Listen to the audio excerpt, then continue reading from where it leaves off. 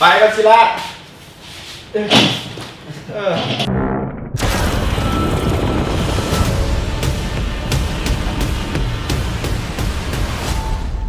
สบายดีน้องกัน5 4 3 2สบายดีคนกล้องอยู่ดีบอกกำลังกล้องอยู่ดีเอาเลยเอาเคเข้ามาสู่รายการจีนาง EP ที่8ชื่อว่าทีมงานหลายชื่อว่าเป็น EP สุดท้ายแล้วเพราะว่าปีหนึ่ง2 EP พอแล้วเขาต้องปีนี้เขาสัญญาแล้วว่าเขาจะเฮ็ดออกมาอย่างต่อเนื่องแมนให้ปีนี้เขามีหลายรายการนะเขาไปทาเบิ่งเอาเขามี YouTube แล้วไปโลโก้แบบเป็นเดือนโลโก้ไม่ออกไปเป็นเดือนกูว่าเข้าใจเขาออกไปโลโก้กันบอกเขาต้องอาจจะแบบจะสู้จ้างมันจะเถื่อนแล้วบอกกันนี่แหละแม่งไข่มาคือมาจ้างกันแล้วก็มาสู่ EP 8อย่างเป็นทางการเมื่อนี้เขามากับดังสัปปะหลาดใหญ่ที่เขาเปิดต้นคลิปเมื่อกี้นี่เนาะมันจะคือหนูแฮมสเตอร์ยักษ์ก็อดจิล่าเราออกเสียงแบบภาษาเจแปนหน่อยนึงเจแปนมันโกจิล่าเนาะคันสักโกเนกะก็อดจิล่าโดยก็อดจิล่าซึ่งเรื่องนี้เขาว่าซิโบรีวิวแน่เนาะเพราะว่ามันเกิดโมงเกิดยามมาแล้วเนาะรวมทั้งมืออัดและมือตัดนี่ก็สิเกินหนังออกโฮงไปเรียบร้อยแล้วเขาต้องถือกติที่ว่าเขามาซาไปว่าเขาบ่สปอยเพราะมันออกโฮงแล้วเขาบ่ผิดคันมึงสิไปทามึงอยู่บิ๊กซีนีมาเป็นความผิดของมึงแต่โอ้ใจบ่ได้อีหลีที่จะมาเล่าในเรื่องนี้เพราะว่าในหนังมันเห็นใครของก็อดซิลล่าซึ่งก็อดซิลล่าเราเป็นซัปปะหลาดที่เขาค่อนข้างเห็นมาตั้งแต่เขายังน้อยอยู่นะถือว่าเกิดมากับแมนลืมตาเห็นพ่อแม่กับแมนก็อดซิลล่าแม่ค่อยแหละซื้อแผ่นซีดีแม่เลยก็อดซิลล่าตีกับอุลตร้าแมนค่อยค้านออกมาเด็กน้อยคนอื่นนะจะว่าเขามาแม่นะแม่บอกเขามาอันนี้ดี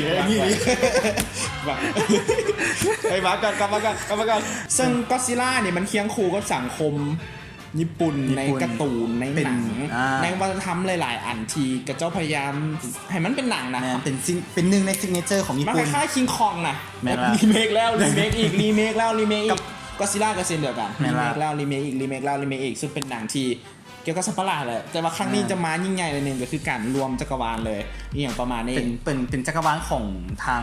ฮอลลีวูดเห็นมันจะเป็นมอนสเตอร์หลายๆตัวเลยแตกต่างจากญี่ปุ่นเห็ดแบบกันเขาจะว่าเรื่องของภาค2กันเลยแม่ภาค2ก็เกี่ยวกับนักวิทยาศาสตร์คนหนึ่งอย่างประมาณนี้ครอบครัวนักวิทยาศาสตร์คนหนึ่งกับบ้านแตกสลายขาดจากลูกชายเสียชีวิตไปจากพักหนึ่งทีสงครามก็อดซิลล่าเขาแม่ก็พยายามหาวิธีทางที่จะอยู่ร่วมกับสัตว์ประหลาดหรือว่าควบคุมธรรมชาติได้สร้างอุปกรณ์ที่สามารถสื่อสารในเรื่องเข้มข้นหลายแม่ซึ่งภาคนี้พิเศษตื่นขึ้นมาคือโมเมนต์แต่จะเอาสัตว์ประหลาดมาตีกันแล้วก็จะมีเรื่องความสัมพันธ์ของคนหรือว่ามันมีความซับซ้อนของเรื่องขึ้นตื่นซึ่งจากทีเซอร์ที่เราเบิ่งมาซึ่งจากทีเซอร์ที่เขาเบิ่งมากับปล่อยแบบซากตีกันหรือว่าซากใครไหนของคือขั้นสู่ได้เบิ่งหนังนะสู่เข้าใจได้ว่าทีเซอร์นะสปอยล์ขึ้นมาแล้วแมนแต่ว่าในหนังจะมาขยายในภาคส่วนของทีเซอร์นั่นเองแมนให้เข้าใจเรื่องราวหลายขึ้นตื่มสำหรับใครต้องการวอนในการที่จะเบิ่งสัตว์ประหลาดตีกันเนี่ยนะไปเบิ่งรัฐบาลสั่งตั้งขึ้นมาชื่อว่าโมนาเป็นองค์กรนี่ชื่อโมนาเนาะซึ่งว่าเป็นองค์กรสั่งตั้งขึ้นมาเพื่อมาฆ่าสัตว์ประหลาดพวกนี้โดยเฉพาะภาคนี้กับซีมาโดยความเชื่อของทางนางเอกโดยที่แยกกับผัวอยู่กับศาสตราจารย์เคนวัตนาเบะแล้วก็สาวว่าอย่างกับซูรีฮอสกินอย่างจักอย่างเนาะที่เพิ่นมีความเชื่อว่ามนุษย์สามารถอยู่กับสัตว์ประหลาดได้นี่คือพล็อตของภาคนี้และภาคนี้ก็ได้เป็นประตูเปิดไปสู่นอกจากโกจิล่าแล้วเขาได้มาเห็นไฮไลท์เขาได้เห็นอีอย่างเลยเขาได้เห็นหยางบอกอีดูมอทราเนาะเขาได้เห็นแมงกะบี้ยักษ์แมงกะบี้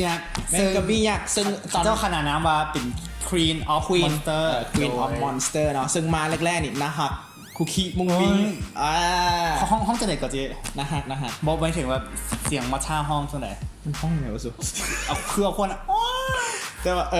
เสียงเดี๋ยวแล้วมันก็มีใส่ซึกใส่นอกใส่ในพากันไปมือบอนเอาง่ายคือมือบอนเพราะว่าเครื่องมือที่แปลเสียงนะมันถูกลากไป นั่นล่ะ รวมทั้งนักวิทยาศาสตร์และก็ลูกทึกลักไป ที่ลักพาตัวไป นักวิทยาศาสตร์นางเอกขนาดเนาะ นั่นแหละ ที่ลักพาตัวไปเนาะแล้วพวกเฮียได้ปล่อยสัตว์ประหลาดคิงอีกตัวหนึ่งนั่นก็คือคิงกีโดล่าเนาะนกหรือว่ามังกร3 หัว มังกร3 หัวซึ่งได้โค้ดเนมโค้ดเท่เลยจุ้ยชื่อว่า Monster Zero Monster Zero เนาะ แบบปลาทูคือคล้ายๆคือแบบอาจจะ พลังให้กาดมหาศาลสามารถเอิ้นซัดสาวาสิง หลังจากนั้นมันก็เอิ้นทุกซัดให้ลุกขึ้นมา เนี่ยละและอีกตัวหนึ่งที่เขาเจ้าเปิดเผยในหนังเป็นนกยักษ์เนาะ นกยักษ์น่ารำคาญ เป็นแบบจึงรำคาญ น่ารำคาญอยู่แล้วนะ เป็นที่เท่ควายเป็นแมกมา มันเสื่อยังมันเสื่อยัง ชื่อว่าโรแดนเนาะ ทำนิดคือมันโนแลนนั่นคือมันนกยักษ์ตัวนี้ไปกับกับหนังแบทแมนอย่างว่าเลย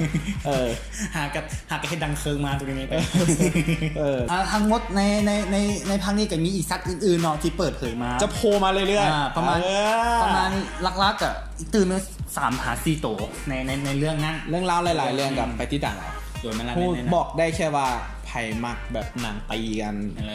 อย่างเดียวเว้าหน่อยนึงตีกันเว้าแล้วก็ตีกันตีมันเว้าแล้วบ่ต้องได้พักผ่อนนะตื่นเต้นมันเรื่องอ่ะบ่มีซากให้แบบมีตีกันไผ่ที่มีความฝันว่าอยากเห็นสัตว์ประหลาดไฟกันตั้งแต่น้อยนะคันบ่เบิ่งถือว่าพลาด ตอบสนองความ ตอบสนองคือว่ามากเนาะมันแบบเขาบ่ต้องไปแคร์เนื้อเรื่องอย่างไรเขาเสพแบบความฝันวัยเด็กที่เขาเอาตุ๊กตาตีกันนะมันเห็นเป็นภาพเลยสู่แบบพาซานี่สุเคยได้เห็นหนังมันไปจริงๆขึ้นมาเกิดมาสัก3 ปีที่ได้เห็นหนังสัตว์ประหลาดตีกันแบบ3 หัวนะ The best เอาไป8 เต็ม 10ซะเนาะมากแบบไปมันรู้สึก10G 8 เต็ม 10G รู้สึกอิ่มแบบอิ่มหัวใจบ่ต้องขึ้นดังหลายไปเบิ่งมันไฟกันก็พอละบ่ต้องหวังว่าหนังนี่มันมีคุณค่าทั้งปรัชญาโนมึงมันต้องขึ้นเลยเนื้อเรื่องแม่งโง่อยู่แล้วมันเกิดมันโง่อยู่แล้วไปเบิ่งเอาความมันอย่างเดียวมันแบบบ่น่าเบื่อมันแบบกลมกล่อมไปฟังด้วยเสียงมอทราค้างกับฟินแล้วมันค้างยาวๆว่าเดี๋ยวจะบริจังหวะ2 จังหวะเมื่อกี้นี้เดี๋ยวส่วนใครจะให้คะแนนแมน8.5G 5เลยว่ะจิเลย 5G ใช่ไหมดีค่อยมาคำว่าหนึ่งที่เจ้าเบิ้งหนังแล้วก็ค่อยเนาะเจ้าว่านี่แหละชีวิตหนึ่งมนุษย์หนึ่งก็ต้องเบิ้งสัตว์ประหลาดมาตีกัน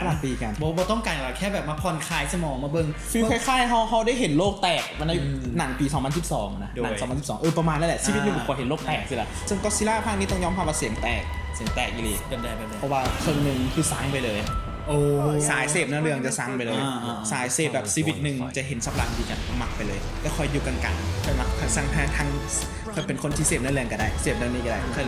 ยก็เลยมัก enjoy แนะนำว่าคือว่าอะไรว่าไพ่บ่ต้องขึ้นหลายไพ่มีความหลังในเวเด็กเรื่องกันอีสัปปะหลาดเป็นเซนเตอร์แมนเป็นคนมักลิ้นตุ๊กตาตุ๊กตาของเล่นเล็กน้อยเป็นหุ่นยนต์ไม่อย่างมาตีกันคอยแบบอีดอกนี่แหละโคตรดีกันแนะนำให้ไปเบิ่งเลยเนาะก่อนมันสิออกมันสิออกหลังจากจีหนังออกอากาศไปนี่กูว่าออกแล้วอย่างว่าน่าจะลดไปฝั่งแล้วนะและนี่ก็คือทั้งหมดของจีหนังในมือนี้